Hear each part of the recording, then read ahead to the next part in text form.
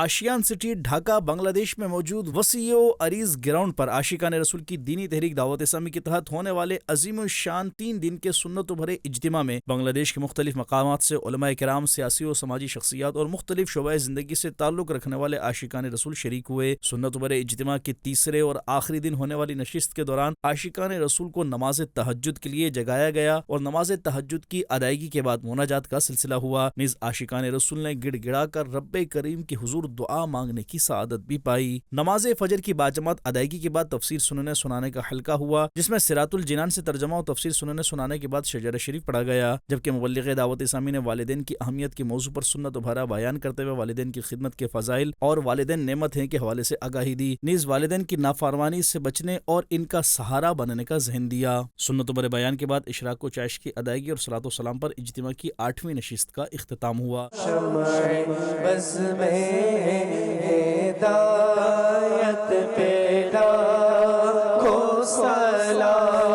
دوسرے موقع پر سنت و بھرے اجتماع کی 9ویں نشست کے آغاز پر تلاوت قرآن پاک اور نعت رسول مقبول صلی اللہ علیہ وسلم کے بعد مبلغ دعوت اسلامی نے بدگمانی سے بچنے کے موضوع پر سنت و بھرا بیان کیا اور بدگمانی کے وبال اور عذاب کے حوالے سے آگاہی دیتے ہوئے اس کی مثالیں بتائیں، جبکہ حسن ظن کے فضائل بھی بیان کیے اور اچھی سوچ اپنانے کی ترغیب دلائی۔ سنت و بھرے اجتماع کے تیسرے دن مختلف حلقے لگائے گئے، جس میں مختلف مسائل پر رہنمائی دیتے ہوئے مبلغین دعوت اسلامی نے سنتوں کو اپنانے کا ذہن دیا، جبکہ سنت و بھرے اجتماع میں دعوت اسلامی کے مختلف شعبات کے سٹالز بھی لگائے گئے، جہاں عاشقان رسول کو مختلف امور پر آگاہی دی گئی۔